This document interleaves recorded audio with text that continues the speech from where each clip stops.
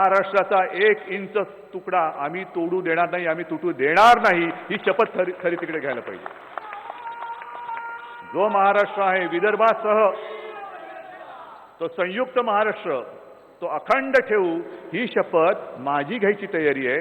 आज जे कोणी तिकडे गेले आणि जे काही थोटाण करून आले त्यांच्यात हिंमत असेल तर त्यांनी ते करून दाखवावं. अखंड महाराष्ट्राची शपथ घ्या ना. तेलंगणा आम्ही नाही केलं, उत्तराखंड, झारखंड, छत्तीसगड हे 3 राज्य भारतीय जनता पार्टीने केले. परंतु ज्यावेळेस आम्ही राज्य केले त्यावेळेस लोकांनी एकमेकाला फेडे होऊ घातले, कारण त्यावेळेस लोक आनंदात होते. परंतु काँग्रेसने एका राज्याचं विभाजन केलं, आंध्र प्रदेशचं तेलंगणा वेगळं केलं. पेढ्याच्या ऐवजी लोकांनी एकमेकाला गोळ्या खाऊ घातल्या. कुठलाही असंतोष करून कुठल्याही राज्याचं विभाजन करावं या मताची भारतीय जनता पार्टी नाही.